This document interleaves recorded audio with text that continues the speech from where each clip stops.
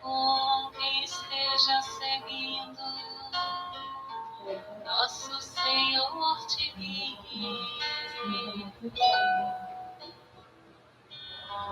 O que fizeres tu, peço ao bom Deus que possa te amparar, e em cada passo teu. Boa noite. Deixa eu tirar esse som aqui.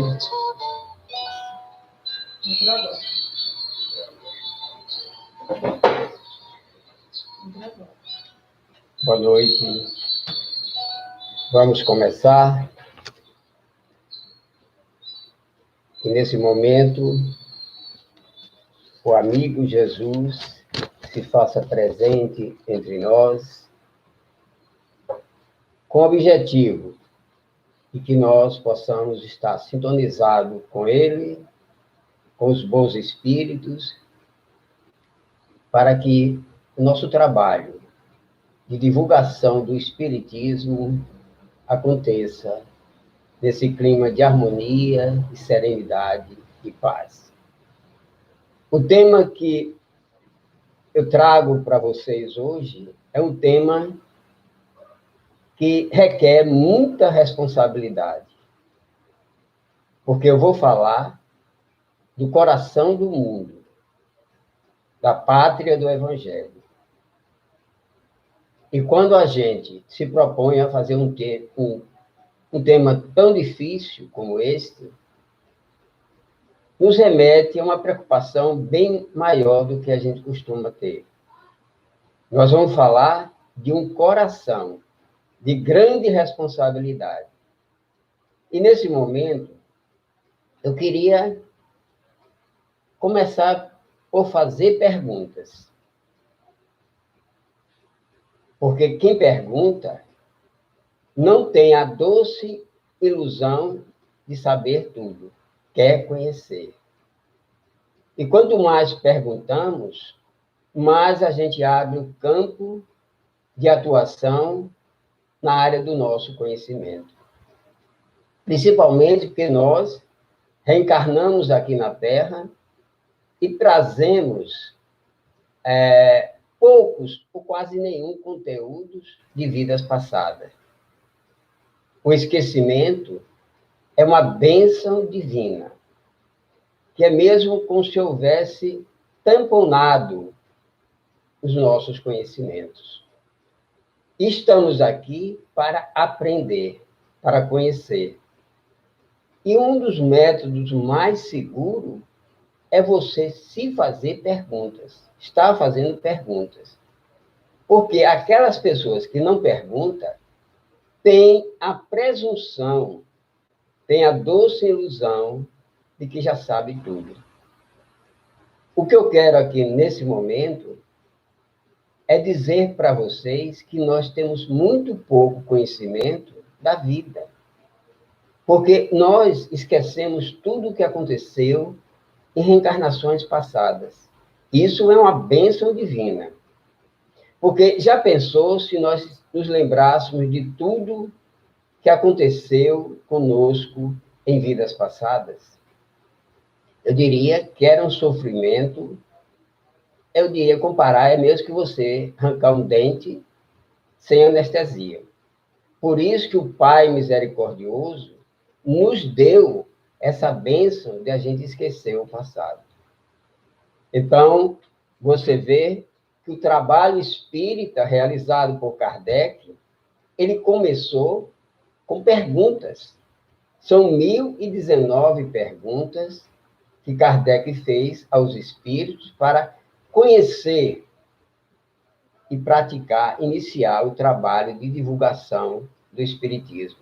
1019 perguntas, que são a base, a estruturação do espiritismo, que está lá no Livro dos Espíritos. E a primeira pergunta que eu quero fazer aqui nesse momento é: por que Emmanuel, que foi o espírito que escolheu quem ia escrever, condensar a obra Brasil, Coração do Mundo, Pátria do Evangelho, que é o tema que a gente vai falar aqui hoje, porque Emmanuel escolheu um literato.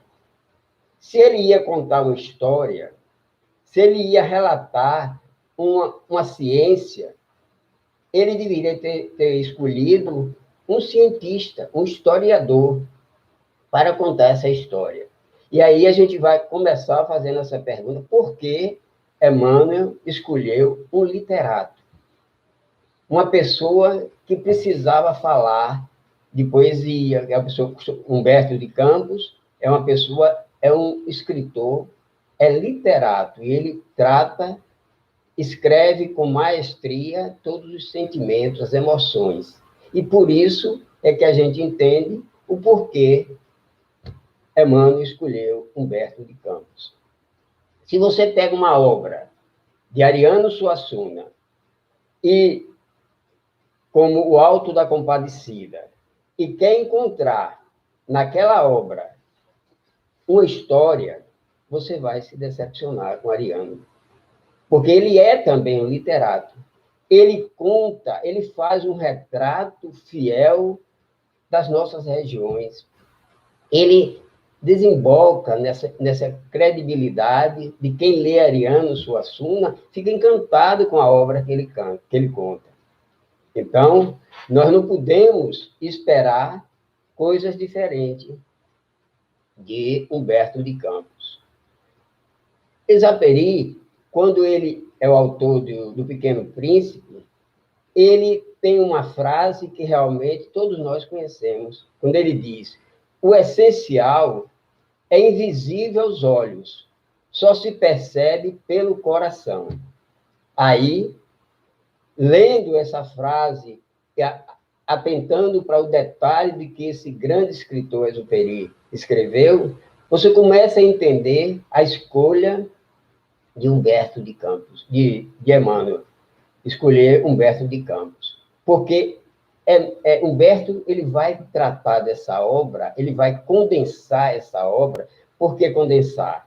Porque essa obra, esse tema, já era discutido antes mesmo de Humberto de Campos, antes de 1938, de Humberto fazer a condensação dessa obra, porque esses assuntos já eram discutidos na Federação Espírita, já tinha artigos, vários artigos já escritos sobre esse assunto, porque essa obra é do Cristo. Esse trabalho, conforme eu vou trazer aqui alguns comentários, é o Cristo, é a determinação do Cristo. E a gente percebe muito bem que a obra é escrita por Humberto de Campos e ele fala com o coração. Ele atende tudo aquilo que foi planejado pelo Cristo.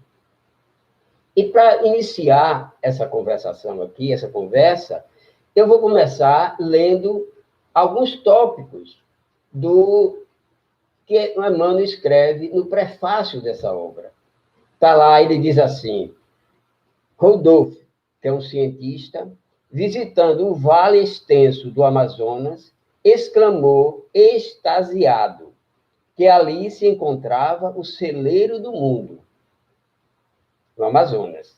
Isso, Emmanuel está falando desse cientista. Ele diz aqui, continua Emmanuel escrevendo, o grande cientista asseverou que a grande verdade, é o que é uma grande verdade,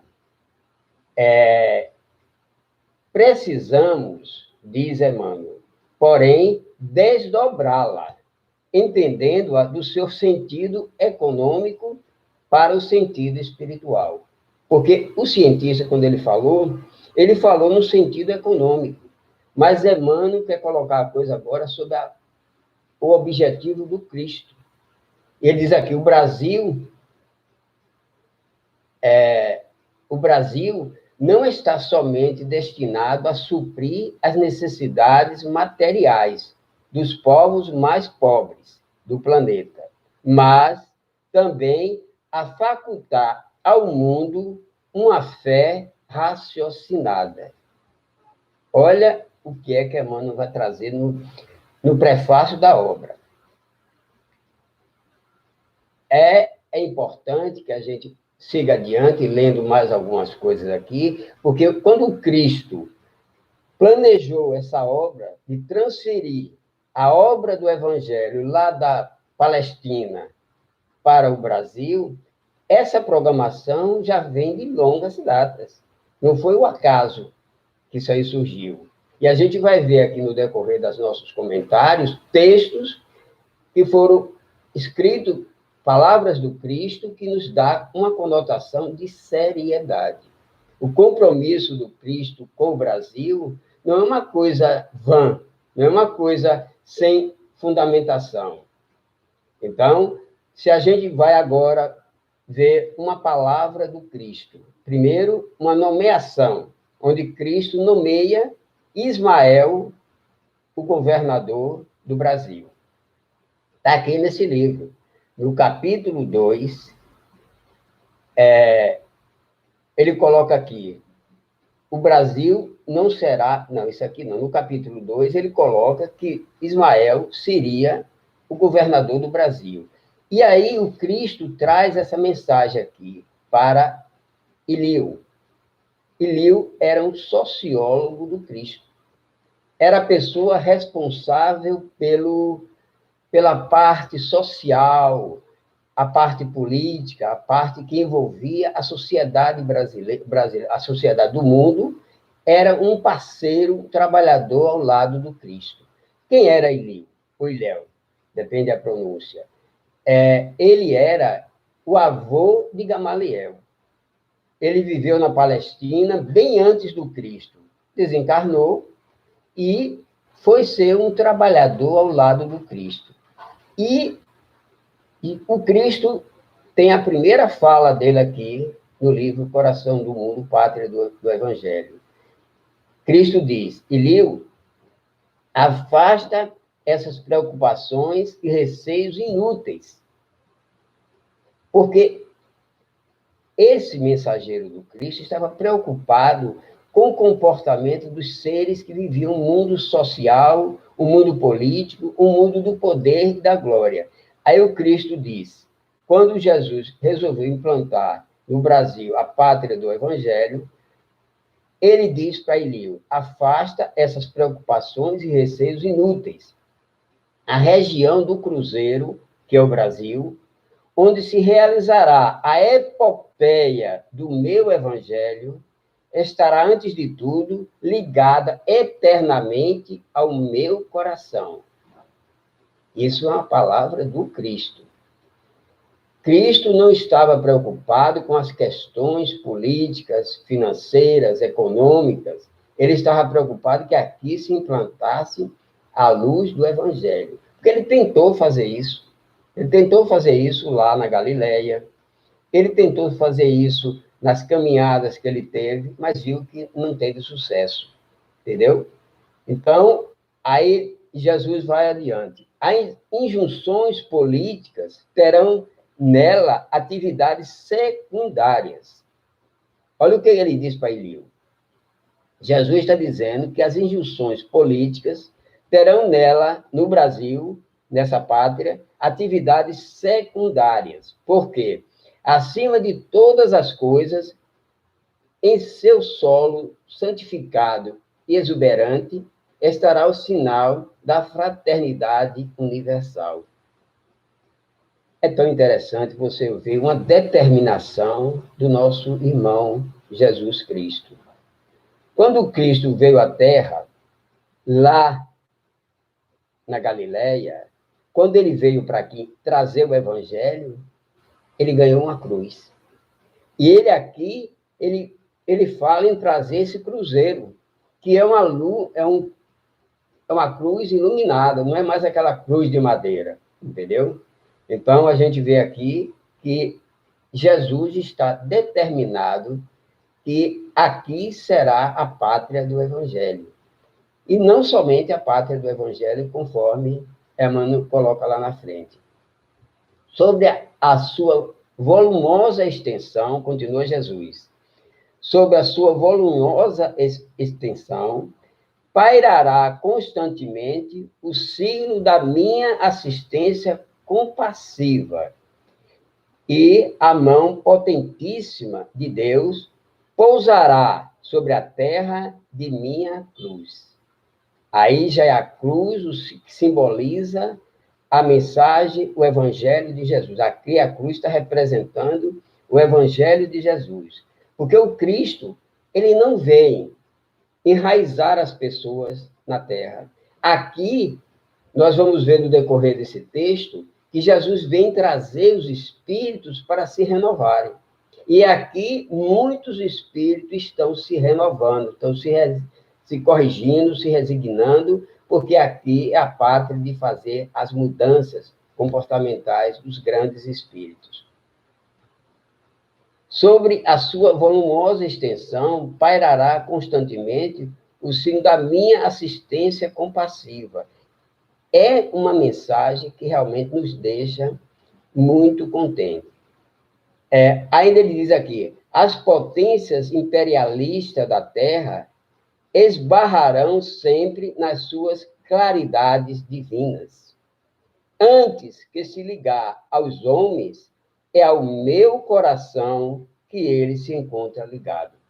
Essa pátria, antes de se ligar aos homens, antes de ser uma propriedade dos homens, é ao meu coração que ela estará ligada. Por quê? Porque Jesus não está tendo aquela visão dos homens, o imperialismo, a pilhagem do ouro que ele viu em outras regiões, como ele viu na Europa, como ele viu na Roma antiga, entendeu? Isso não é o evangelho de Jesus. O evangelho de Jesus ele diz que é perdendo que a gente ganha. Evangelho é isso. Evangelho não é você buscar a vantagem. Os interesses são distintos. O interesse dos homens é um, mas o interesse do Cristo é outro. E a gente vê que esses interesses funcionam muito bem naqueles corações que já estão sublimados.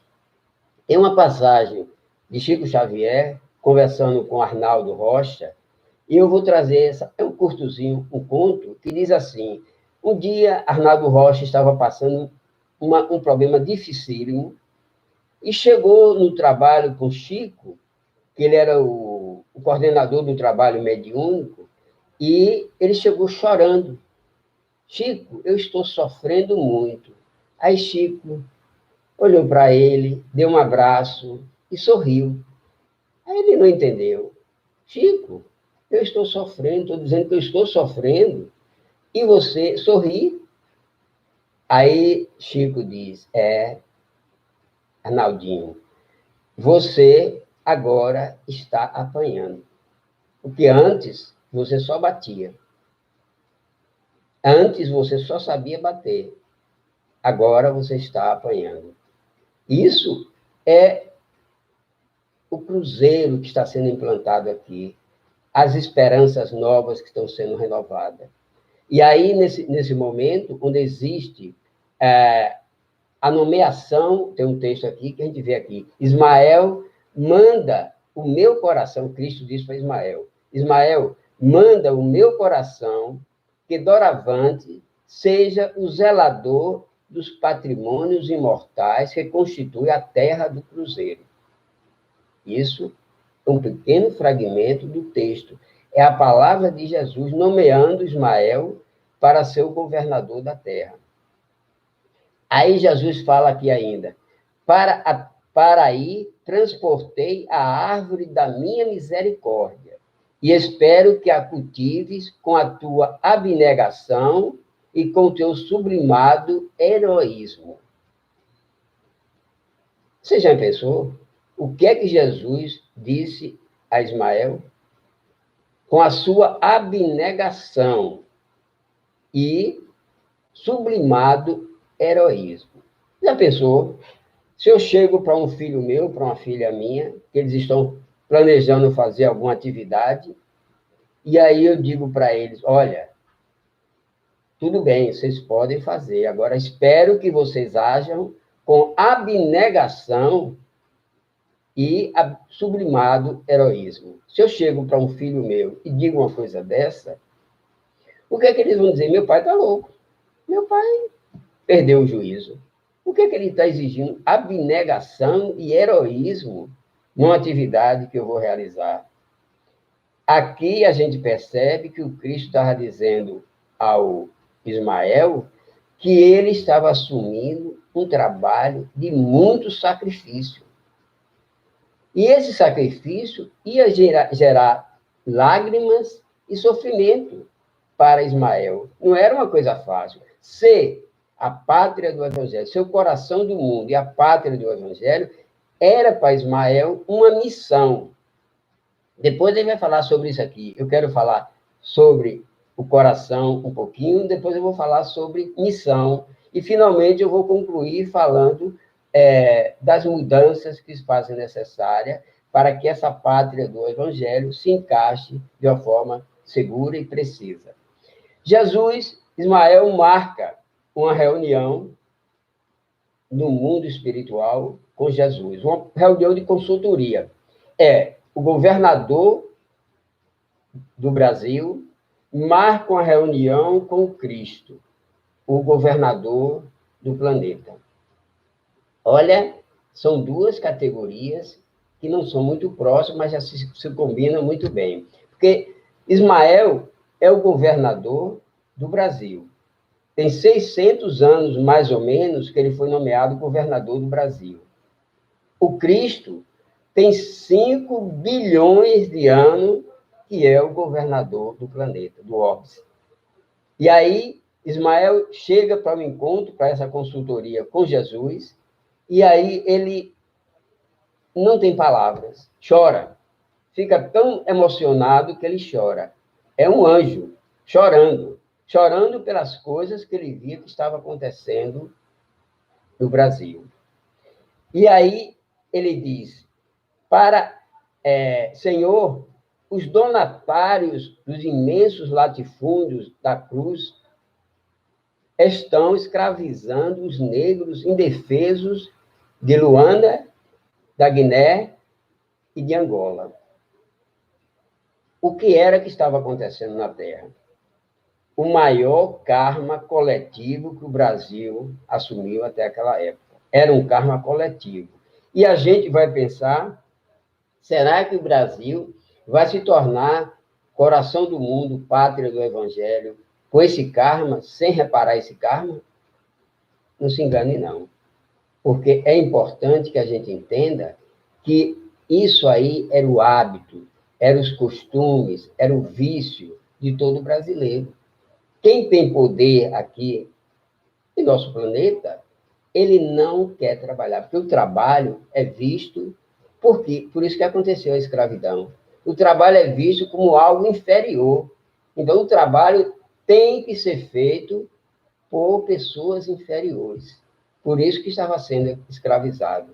Porque, já pensou, você vê uma pessoa, encontra uma pessoa, um amigo seu, de poder aquisitivo alto, rico, você vai querer, o que é que ele vai dizer para você? Meu filho trabalhar? Meu filho não precisa trabalhar, meu filho eu posso manter o meu filho sem que ele trabalhe, porque o trabalho é visto como uma coisa de pessoas inferiores. E aí você viu o exemplo de Jesus, quando os apóstolos estavam com aquele sentimento de elevação, o que é que Jesus faz? Bota uma vestimenta de servidor e vai lavar os pés dos apóstolos, mostrando que ainda diz aqui, o mestre está aqui para servir e não para ser servido.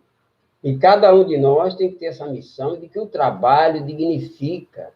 O trabalho não humilha, o trabalho não é coisa inferior, mas se você perguntar a qualquer brasileiro, qualquer pessoa que tem um poder aquisitivo alto, ele não vai dizer, por que meu filho vai trabalhar? Porque minha filha terminou o jantar, terminou o almoço, por que minha filha vai lavar os pratos? Quem tem que lavar os pratos? Eu tenho vários empregados dentro de casa, quem vai lavar os pratos são os empregados. Por que minha filha vai trabalhar? Então, o trabalho é algo feito de uma forma inadequada. Aí Jesus, para confortar Ismael, tem essas duas leituras que eu vou fazer aqui agora. Ele diz aqui, Ismael, acerena o teu mundo íntimo no cumprimento dos sagrados deveres. Não esqueça que existe a justiça divina, onde cada qual receberá da conformidade com seus atos. Olha, você pode escravizar, é um direito que você tem. Aí ele coloca aqui: os que praticarem o nefando comércio sofrerão igualmente o mesmo martírio nos dias futuros, quando forem também vendidos e flagelados em idênticas circunstâncias. O que é que Jesus determinou? Aqueles que hoje estão escravizando, eles voltarão como escravos, porque a escravidão, aqui no Brasil, ela levou 300 anos. Quantas reencarnações esses que foram os chefões daqui, os fazendeiros daqui, reencarnaram na África para retornar já como escravo? Então, a reparação é feita automaticamente. Você escravizou, você volta como escravo. É isso que Jesus disse aqui. Vou até reler esse aqui. Os que praticarem o nefando comércio sofrerão igualmente o mesmo martírio nos dias futuros, quando forem também vendidos e flagelados em idênticas circunstâncias. Então, gente, é a lei de retorno. Ninguém se engane, não. E a gente fica aqui procurando descobrir o que é que o Brasil tem como missão? Corrigir essas pessoas todas. Muitos daqueles que praticaram o nefando comércio da escravidão, com certeza eles retornarão para um trabalho de cumprir, de reparar os seus erros. Agora eu queria falar com vocês por que eu estou tratando desses assuntos aqui. Porque muita gente não entende o que é missão. A missão do Brasil, quando a gente fala a missão do Brasil é ser a glória do mundo, aí você começa a entender se a missão é um glamour. Muita gente pensa que missão é um glamour. Quando você vê alguém, fulano é um missionário. Quando você ouvir alguma mensagem, fulano de tal é um missionário, aí você, epa, vamos rezar por ele. Porque o missionário, gente, ele não vem aqui com o objetivo de se dar bem na vida. O missionário, ele vem para cumprir encargos, para ter lutas, sacrifícios, derramar lágrimas. Quando cada um de nós que nos candidatamos a ser missionário aqui na Terra, a gente esquece que ser missionário é um encargo, não é um glamour. O corredor e a pessoa que faz uma corrida, dá um exemplo aqui, que está competindo, ele só vai ganhar a medalha se ele chegar em primeiro lugar lá na frente. Ele vai concorrer com 10, 20, 30 competidores, mas ele só vai ganhar a medalha se ele realmente conseguir realizar a missão dele, que é correr à frente dos outros. Aqui na Terra, vamos ter uma missão. Cada um de nós tem uma missão. Muitas vezes as missões elas são individuais e podem ser coletivas. A maior missão que se realiza aqui hoje em dia, e que muitos saem daqui sem cumprir essa missão, é a missão dentro da família. Você está fazendo um planejamento para uma reencarnação. Aí o espírito protetor seu vai lá e diz, olha, você vai reencarnar na Terra, sua missão é levar para a Terra aquela moça ali, ó. Ela já foi sua esposa em 4 ou 5 encarnações aí. Aí, aquela, eu vou ter que levar com isso. Aquela, ele baixa a cabeça. Você vai ter que levar ela. Aqueles rapazes que estão aqui, aqueles jovens que estão aqui, você vai levar como filho. Esses, não é possível. Eu vou conviver dentro da minha casa com essas pessoas? É sua missão. Então, gente, missão não é glamour. Missão não é um trabalho de grandeza. Então, a colocação que Jesus fala aqui sobre missão é complicada, porque quando a gente pensa em missão, a gente não tem ideia do que é a responsabilidade. Vocês consideram Bezerra de Menezes um missionário? Bezerra de Menezes é um missionário. Quanto Bezerra de Menezes sofreu? Bezerra de Menezes teve 15 filhos. Naquela época, se costumava ter muito filho. Mas Bezerra de Menezes viu desencarnar 9 dos 15 filhos que ele teve. E ele era um missionário. Será que ele veio com o glamour de ser um missionário e não passar por dificuldades? De jeito nenhum.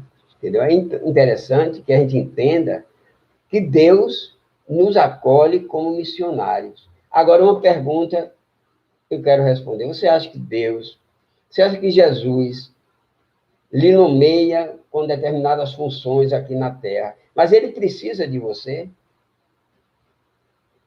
Kardec, quando foi nomeado para escrever a obra do Espiritismo, ele perguntou ao Espírito de Verdade: eu tenho uma missão, não é? O Espírito de Verdade disse: você tem uma missão. Vocês vão me ajudar, não vão? Vamos, nós vamos lhe ajudar. E se eu falhar? Se você falhar, a gente coloca outro. Porque Deus, Jesus, o Espírito de Verdade, ele não tinha só Kardec para fazer aquele trabalho.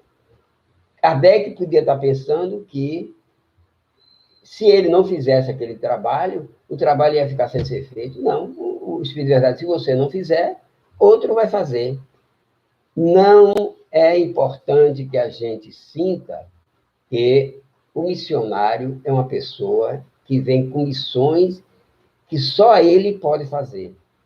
Quando eu estou aqui, eu me considero um missionário, mas eu assumi o papel de fazer essa palestra aqui. Se eu me negasse a fazer essa palestra aqui, outro estaria fazendo. Por quê? Porque a gente tem que entender que nós, através de nós podemos receber muito mais do que nós podemos doar. Não é a precisão que Deus, que Jesus tem de cada um de nós. Porque os ganhos que Deus tem a nos dar é muito, incomparavelmente, muito maior do que aquilo que a gente pode fazer, que Deus pode fazer por nosso intermédio. Entendeu? Então, não nos enganemos. A vida é feita nesse sentido. Tem uma pergunta do Livro dos Espíritos sobre missões, e a gente vai responder aqui agora. Na pergunta 576 do Livro dos Espíritos, Kardec pergunta: os homens que têm uma missão importante estão destinados a ela antes do seu nascimento e têm conhecimento disso?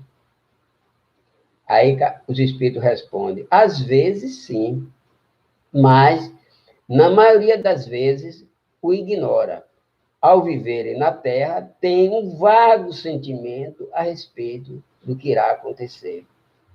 Então, a gente precisa entender que a medalha para o missionário só vai acontecer se a gente cumprir a missão.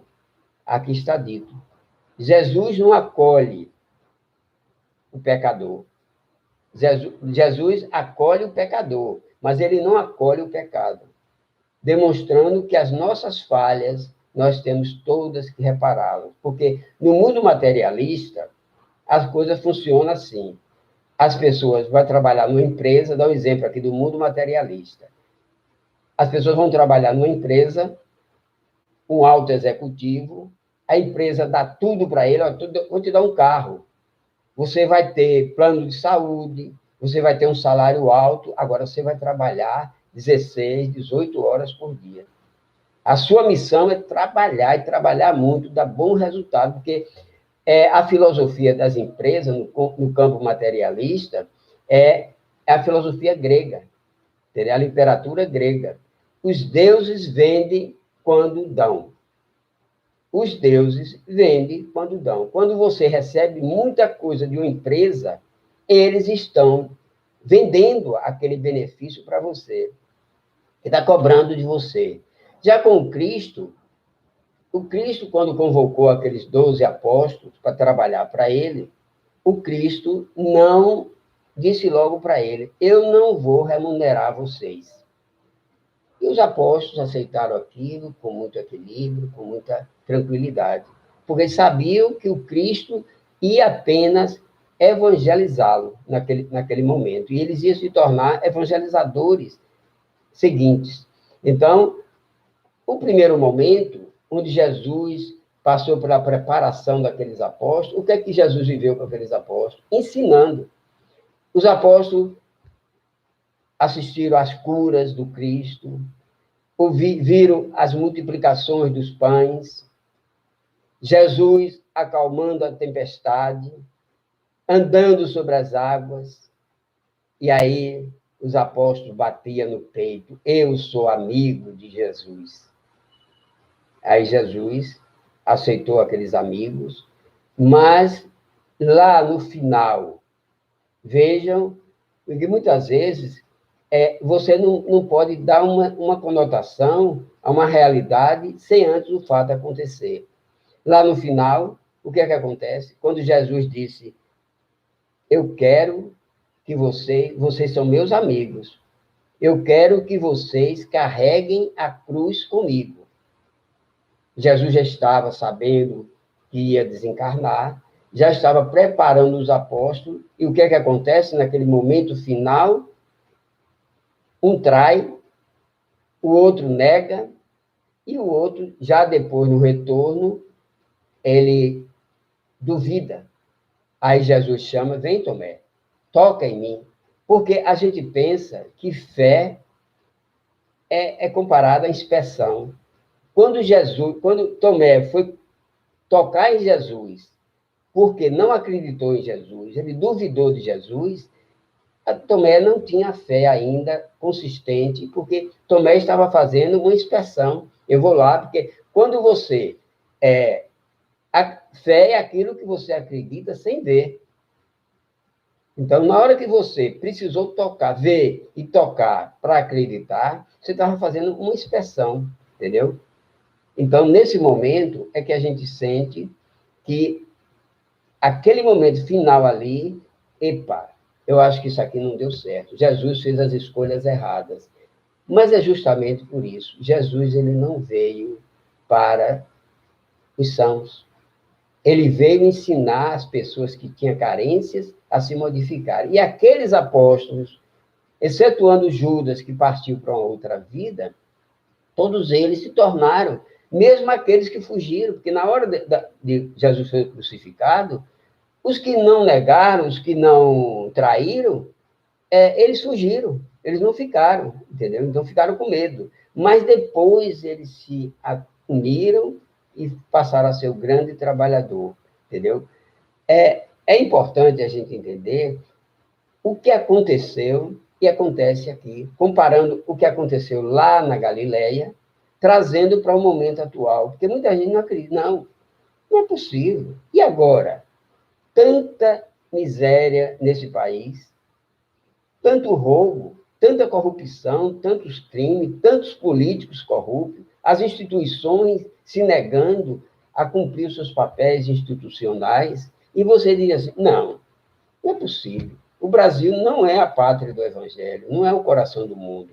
E aí você começa a duvidar quando Pedro leva os doutores da lei para conhecer Jesus, aí acontece mais ou menos isso que está acontecendo aqui agora.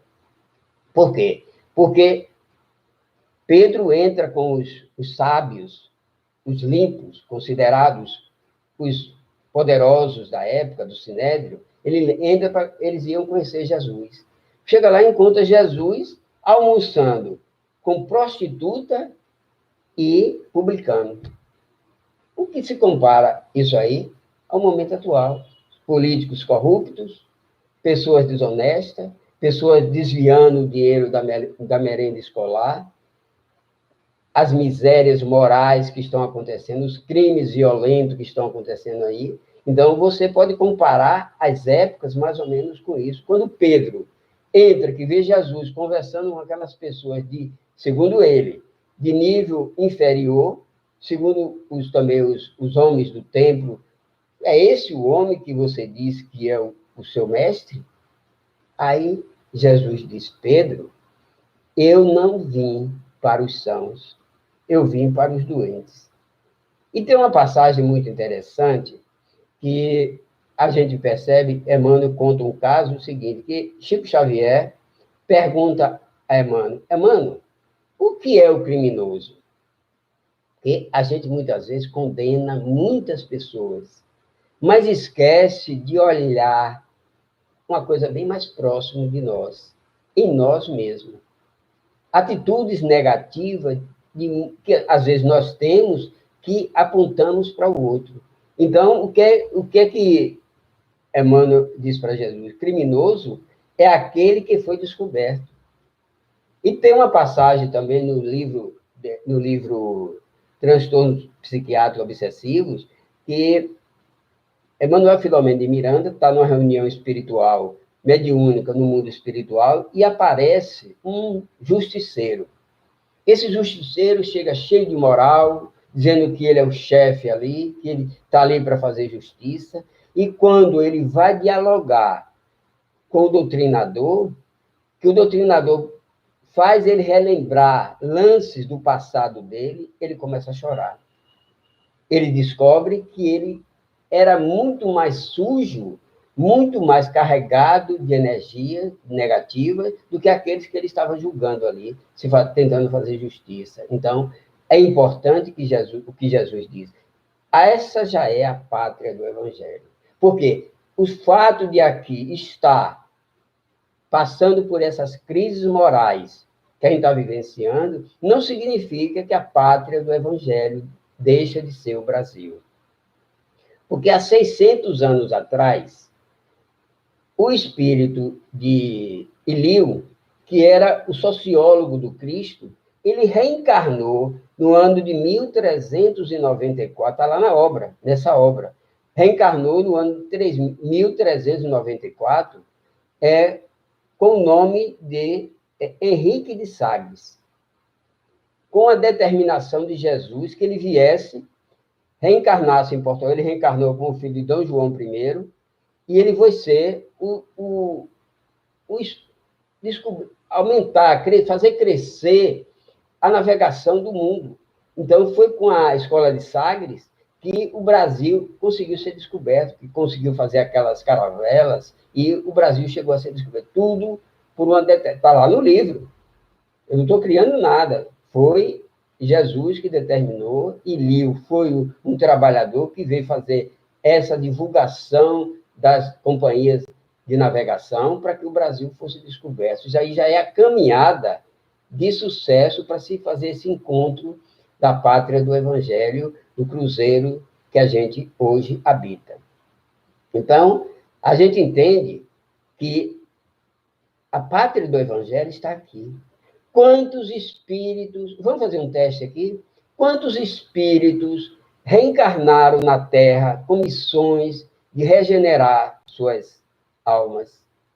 Lembra daquele espírito que foi um justiceiro que pegou a lança e colocou no peito de Jesus? Longinos. Onde é que Longinos vai se melhorar? Aqui, na pátria do cruzeiro. Jesus chama Longino no seu gabinete e pergunta para ele: Longino, você lembra do que você fez comigo? Lembro, mestre. Eu já fiz uma caminhada de muita luta, mas eu preciso crescer muito ainda, mestre. Vou te dar essa oportunidade. Você vai nascer na pátria do cruzeiro. Você vai ser D. Pedro II. E olha que agora ele diz, você vai viver uma vida de tristeza, uma vida de solidão, uma vida de traição, vai ter uma vida muito sofrida. Mas você vai desempenhar um papel grandioso naquela pátria do cruzeiro. Se você fizer isso, você fecha a sua conta na sua evolução. E aí, não aceito. E você sabe que Dom Pedro II, até outro dia aí, era tido como um marginal pelos nossos historiadores. Nós que estudamos a história antiga de Dom Pedro II, a gente via Dom Pedro II como um marginal, um cara totalmente desequilibrado, desajustado. Hoje, Dom Pedro II é considerado um maior estadista da época.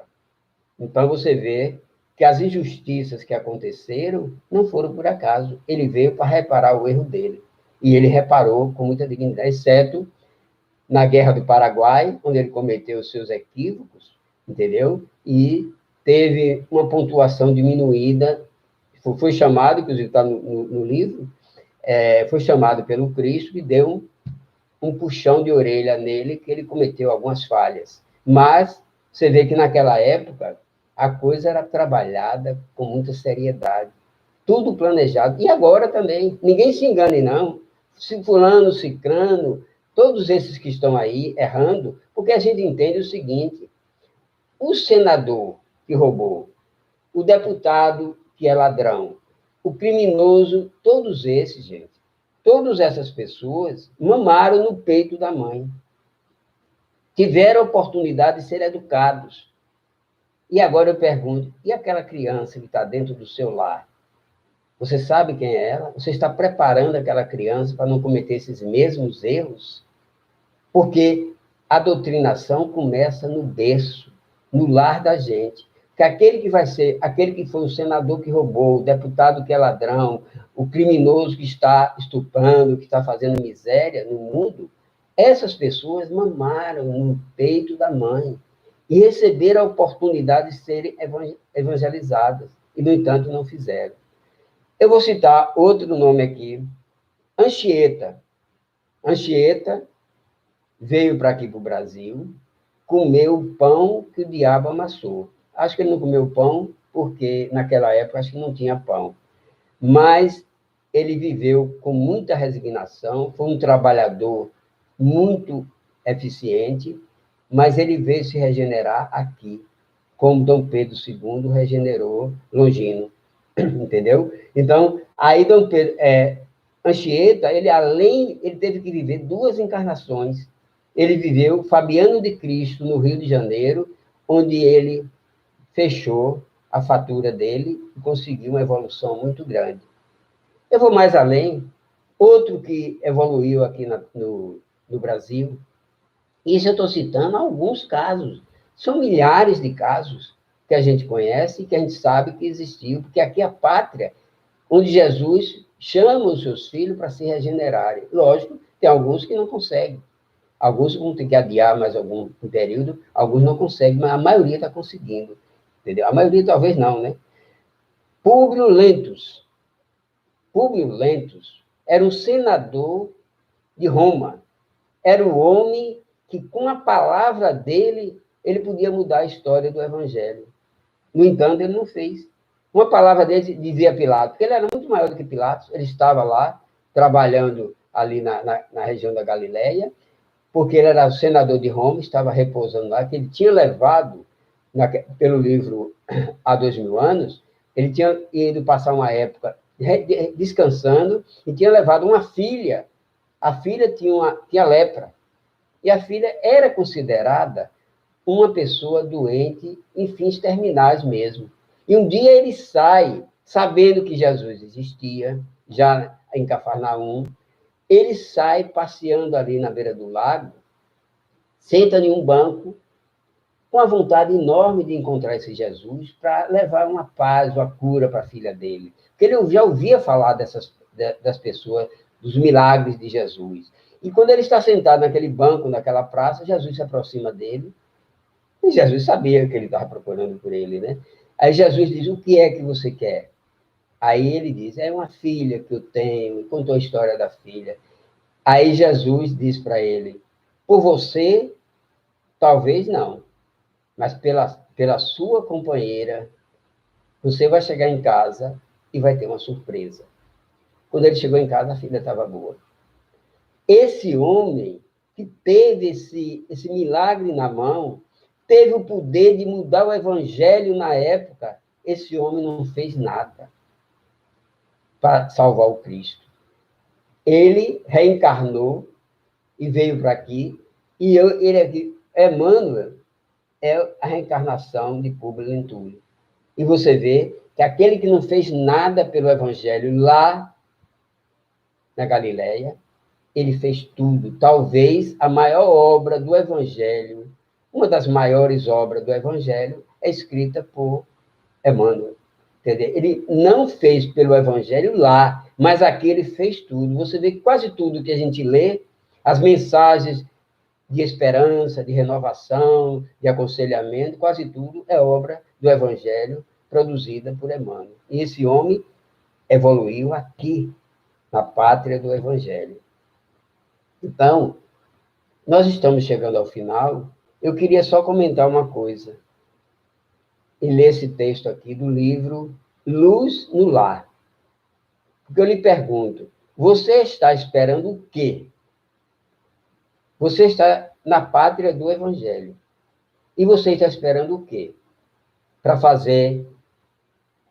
transformar essa pátria em país de elevação. Então, o pequeno fragmento desse texto, do livro Luz no Lar, diz aqui: a Boa Nova seguiu da manjedoura para as praças públicas e avançou da casa humilde de Simão Pedro para a glorificação de Pentecostes. Mas Jesus sabe que não é nas praças que a regeneração do mundo, das pessoas vão acontecer. É no seu lar. A pátria vai ser regenerada dentro do seu lar. Quando cada um de nós praticar as boas ações, modificar os nossos comportamentos, a gente sabe que a pátria do Evangelho está começando a acontecer. Quando o ensinamento, continuo lendo aqui, quando o ensinamento do mestre vibrar entre as quatro paredes de um templo doméstico, os pequeninos sacrifícios tecem a felicidade comum. É dentro do lar, nas quatro paredes do seu lar que o evangelho vai ser implantado. O evangelho não acontece nas multidões. Mude, e você está fazendo mudar o evangelho. Procuremos, nesse momento, experimentar aquilo que Jesus está nos mostrando. Um roteiro de vida diferenciado.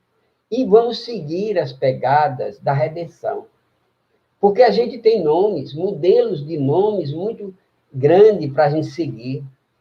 Ver individualmente as mudanças podem acontecer, como a Maria de Magdala, talvez seja o exemplo mais limpo que a gente pode citar, porque ela saiu do vício e fez uma transformação grandiosa em uma encarnação. A gente tem Simão Pedro, aquele homem rústico, grosseiro, aquele homem ignorante, se lapidou e se transformou num ser de muita elevação em uma encarnação só. Então, são os modelos que a gente tem para aprender a se regenerar e a se modificar. Então, aproveite o seu lar. Eu vou citar outro caso aqui, Paulo.